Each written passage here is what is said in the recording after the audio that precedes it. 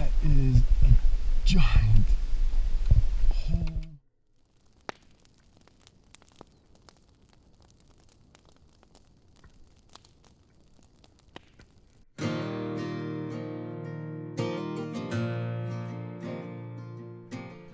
Hello folks, I'm Scott Turner, Still Outdoors.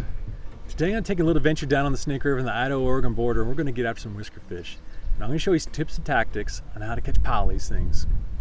Now we're primarily going to target channel cats down here, but there are some big flatheads in here. So you always cross your fingers that you might get a big flatty down here.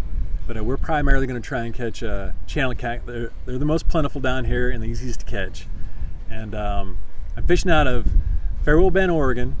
And I'm down here, and there's a really nice campground down here and a really excellent boat launch. So the cool thing about this is you can come down here. I have an Idaho resident fishing license, and I can launch my boat on the Oregon side and legally fish the river because it borders Idaho and Oregon. And as long as you're in the boat in the river, that's legal. So if you come down here, you're out of state and you just want to fish for a couple days, you might look and see which one's the best deal if you're going to fish out of a boat. But these tactics work in a boat just as well as on the bank. So hope you folks enjoyed the video, and let's catch some catfish.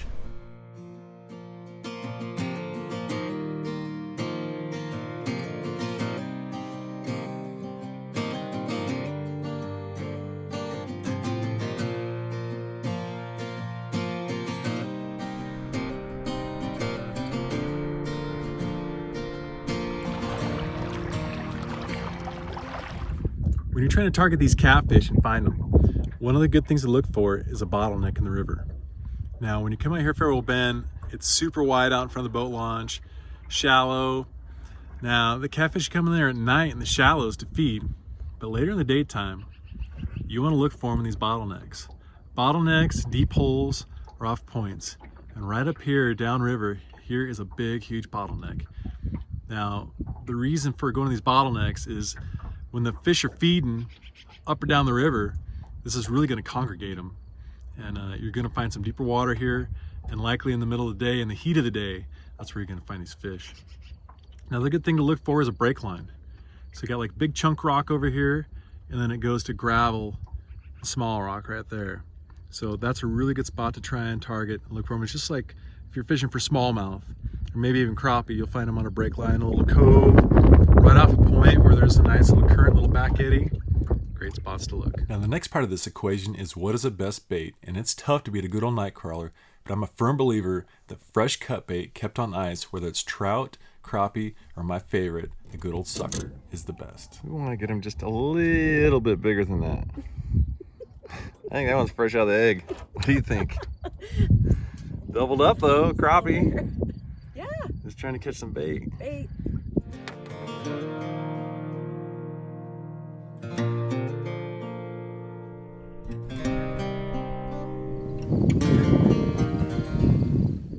Just had a hit. Just smacked. Oh, there he is.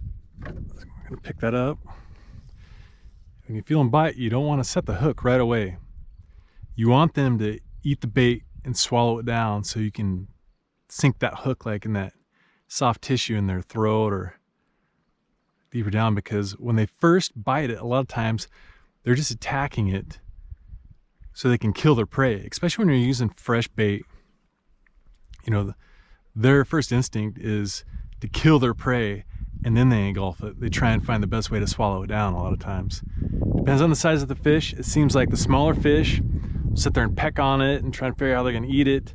The big fish, they usually just take it and they're gone.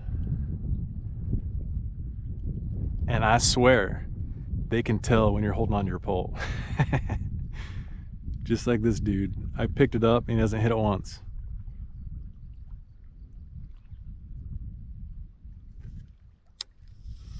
Well, let's set her back down. You know, a lot of times, like I just cast it out like 30 seconds ago. There he hits it. There he hit it again. All right. Let's see if he's going to take it. Oh, oh gosh. There's a fish. I had my drag set way too loose. That's just it. When you get a bite, you don't want to hit him as soon as he hits it. 'Cause a lot of times they're just trying to kill that bait. It's their first instinct to hit a fresh bait like that because they think it's still alive, to hit it, kill it, incapacitate it, and then they feed on it and try and swallow it down. So you always want to wait till you feel that weight of the fish pulling down before you set the hook, because you'll miss a lot of catfish that way. And they will. The smaller ones tend to play with it for a while. The big ones, most times, will just hammer it. But you never know. They can be finicky some days. This feels like a decent fish. And I just cast out, like, my pole is in the water for 30 seconds. You'll get a lot of fish that when you pull up to a hole, you'll get the super hungry, active fish that are feeding to hit right away. So a lot of times, first guy in the water is probably, we'll catch catfish if there's a bunch of fish around. This actually feels like a pretty good fish. For one that didn't take it right away, he is going down, and I gotta watch out because I got an anchor rope down there. I got 2 anchors up. Uh-oh. That felt like anchor rope. 100%. Oh gosh. This could be interesting.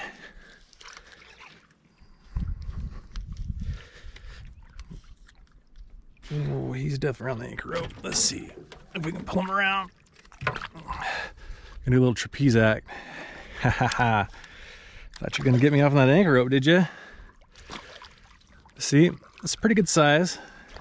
Not a monster. About a 24 incher probably. Probably about 4 pounds. Yeah. There's our first whisker fish of the day.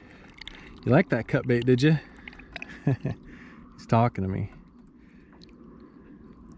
Nice looking fish. That's a pretty good size. We're gonna eat them. Usually you get about 20 inches. That's a good eating size. They get much bigger than that and they start getting kind of muddy. Their meat gets pretty yellow. If you cut that vein out of the middle, they're not too bad to eat. But that's a really good one. I'm gonna let this dude go back and get bigger. Go tell Papa, come bite the other one. Nice. All right, folks, I'm gonna show you the basic setup of using these catfish. So when I'm down here fishing the river like this, I like to use this pyramid sinker setup. Now, pyramid sinker is just that, pyramid sinker. I really like these. I like to use them down here in the river because they really, when you cast them out, they really sit. They really find a spot to lay, so they're not bouncing down the river, because you don't want that. The more you bounce down the river, the more you're gonna get snagged up. So this is just a 2 ounce, and I'll use up to a 5 ounce, which when you're using that heavy a sinker, you gotta have pretty heavy line, meaning probably nothing less than 20-pound test.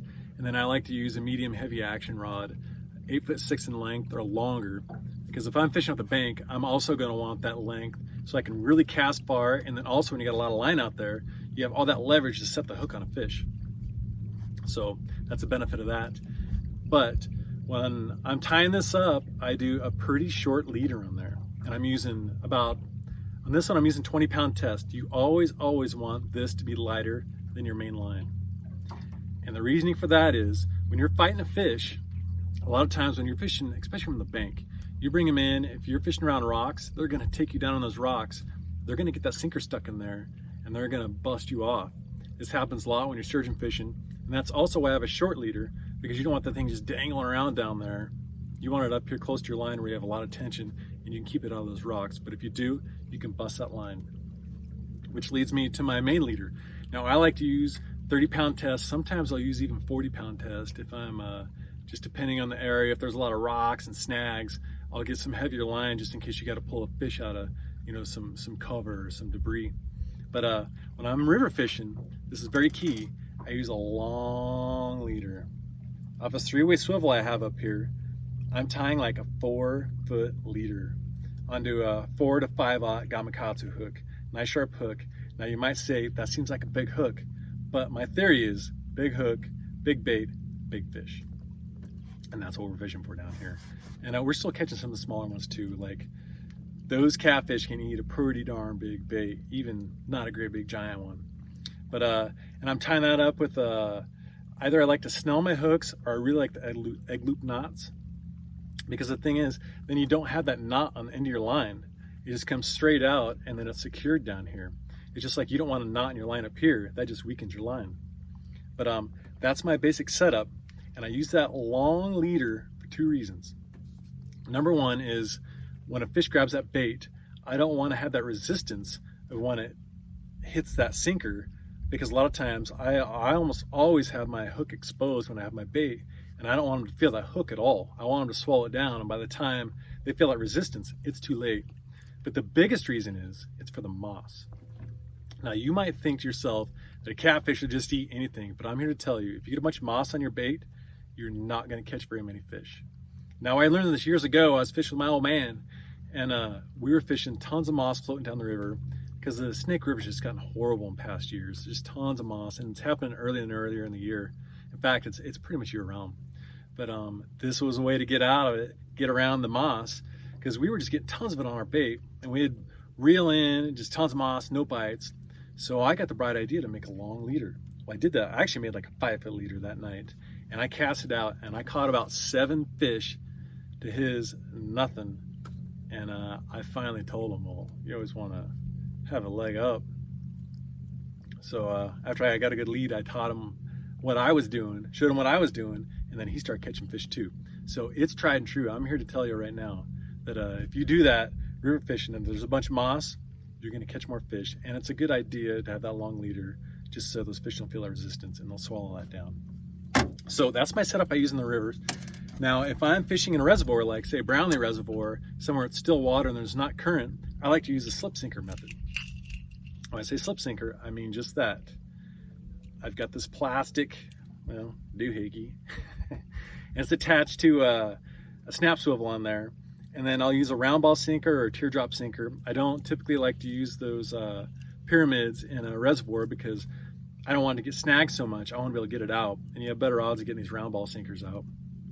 And then when I'm fishing like that, and I don't have to worry about moss, I'll use a shorter leader to my hook, because in that way I can cast further and you don't have to worry about that resistance. And what I typically like to do is, if I possibly can, I'll flip my bail over and just turn my clicker on, so there's just a little bit of resistance. And so then when a fish takes that bait, he can take a little bit of line out and then he can swallow that thing down. And then once you figure he's got it, then you click it over and lay into him.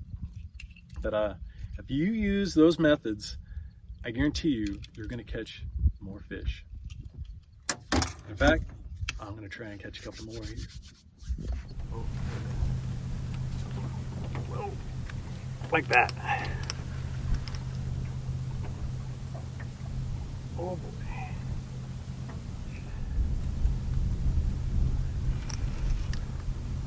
Oh, hello, Mr. Whiskers.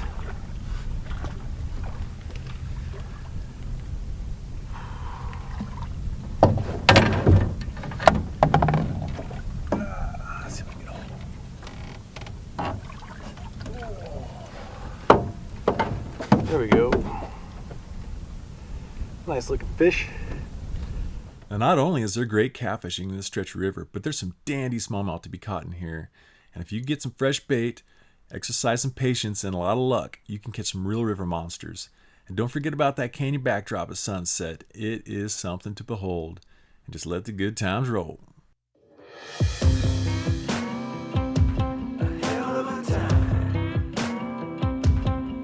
I go straight from the bank, gassing up the tank, cranking up the radio, playing old Hank. It ain't that long till I'm back at the pond. I'm pulling up the truck down at the dock. It's time to do some cruising, baby, get a little stuck. It's a Saturday joyride, Percy Feast is the spot. We're on a boat, we're feeling fine, drinking Tennessee whiskey, a big blue sky. We're going up, we're coming down. There's a party on the water, it's a hell of a time. We're on a boat, we're killing time, in our own honky tonk with a bottle of wine. We're going up, we're coming down. Cheers to Man, finally, the wind is laid down out here. It's pretty hot, but it's super nice. Oh, I got a bite.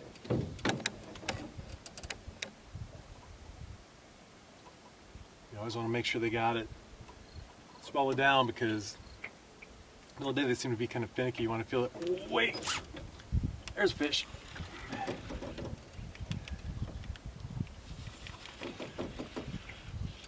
It is right in the middle of the day. It's actually 1:30 p.m. right now. So heat of the day, and I'm still catching fish. Feels like a decent fish. I don't think it's giant, but it's always fun, like, to see him for the first time. Like, what do you got? You got a nice channel cat, or you got a big flatty? This one's just a nice channel cat.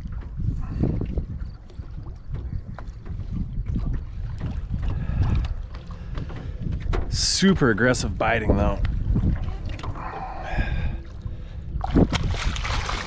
It makes for some fun fishing. Come here, Mr. Whiskers. Grab a hold of you for a minute.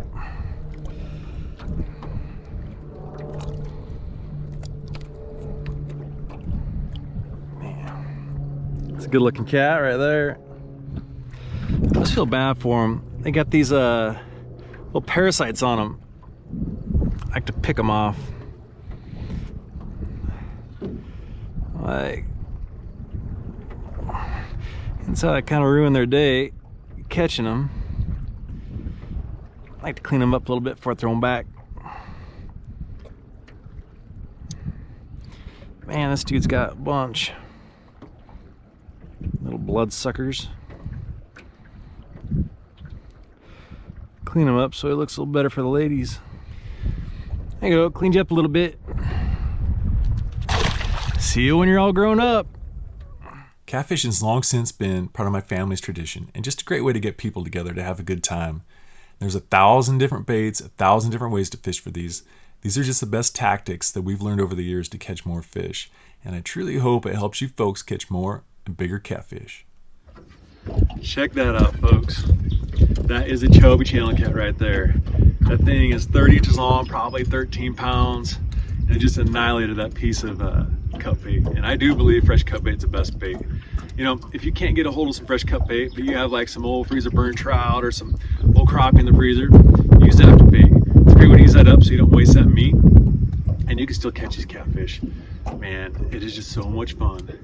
You know, using this tactic with the long leader, that's a great way down here in the Snake River to catch more fish, because if you get that moss in your bait, you're just not going to catch them. You're not going to catch very many at all, and you're definitely going to notice you're going to get more fish. But as always, we try and put hyperlinks down in the video description down below so that you folks can click on those and buy all the same gear that we have right off Amazon. Makes it super easy. You know, check out our website. We got some apparel on there, some hats, some antler keychains that we can burn your initials into, which is pretty cool. But really hope you folks enjoyed the video. If you did, we greatly appreciate you subscribe to the channel. It really helps us out, and then that way you can catch future videos. But in the meantime, get out there and catch yourself somewhere outdoors. Thanks for watching, folks.